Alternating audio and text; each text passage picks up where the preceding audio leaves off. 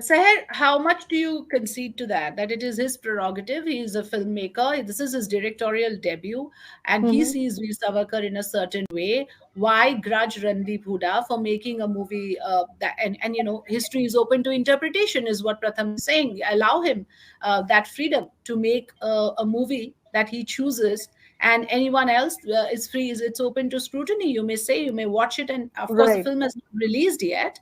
But what is your view on this? Well, Afrida, Bollywood has very traditionally all the time used the argument of creative liberty, and that's exactly what is happening in this film as well. Either it says it is inspired by his life story, or it says that there is creative liberty. It is inspired by his life story. It is on him, but it is still inspired by his story, or just say it's a documentary on him, and I really don't know where confusion lies about who he was, what he was, in the history of the nation, of the country, because here is one person who's already written his autobiography in his lifetime. There is an autobiography, and there are multiple biographies following that, but more importantly, the man himself, Veer Savarkar, wrote a book about himself, about his thoughts, his ideology, his ideas, his definition of Hindutva, of what the political dispensation uses today. So there lies no confusion about that, because you hear it straight from the man himself. This argument of always saying that since it is a feature film, there is creative liberty, is really hiding behind a very a weak facade. Either just come out in the open and say that this is a documentary, so it doesn't really fall under commercial cinema, or be real about what you're really trying to do here. And because of, as you said, this is election year. This is a person who is considered in great regard and respect for the current ruling political dispensation. In the past 10 years, and even in the past, we've seen, even in the earlier leadership of the considered political party, Yeah. we've seen what they think about Mr. Veer Savarkar as a very significant figure in history. And because it is coming out in election year, you cannot see this in isolation. This is undoubtedly being made at a time to influence people's opinion and thoughts about this person. Okay, you're very clear about that. That there is an agenda, there is backing to this sort of a movie coming out at a time like this. Sarah, do you agree? Because yeah, is there a? I mean, an actor giving away your political leanings in a very open manner, as some of them have Mhm. done, is that a good thing? Is it going to go in their favor, or is it only likely to go against them because they're actors? I mean, they need wider acceptability.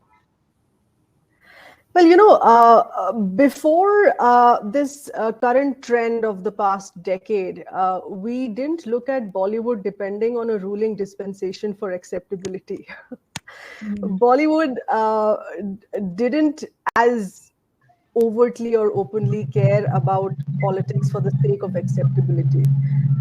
And this has happened only now. And maybe that's why people have, some, as Archit said, for the sake of survival, have decided to make their political leanings very clear, very open, so that perhaps it keeps them in the audience eye more prominently, as to those in the opposite end of the political spectrum decided that, well, there's one side being open about their political leanings, let's have us talk about ourselves as well. So like you mentioned, Deepika Padukone, I mean, let's not forget, she made it very clear when she went to stand by with the JNU protesters when they were Yes. injured in lathi charge by the police. I mean, that was a huge statement to make in the face of her own film that was being released around the corner.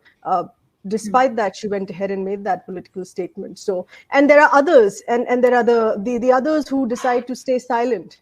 So there are three types: those who are very open in supporting a current dispensation, uh, and one set, the second set that makes it clear that we lie at the other end of the political spectrum, who are very few actually, just a few handful, and a third who just play it safe and keep silent. But there is, I would say, a certain kind of pressure for Bollywood to be more verbal, and not just verbal, to be to be retweeting, to be speaking, to be giving interviews which are called non-political, apolitical, but still speaking on a certain political ideology in the garb of supporting. I mean, we're all patriots, and we all support the work of the government. But to keep saying it out of the way does seem that something is amiss. So people within Bollywood are certainly drawing their lines more deeply today. Yes, ahead. Yes, See, Pratham. problem Okay. is Savar.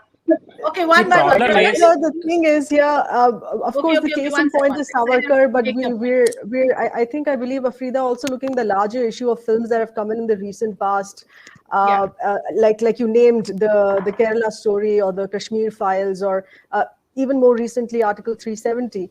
When Mr. Sharda talks about the risk that a team of people in the film industry take of making these films, what about the risk of playing with the truth?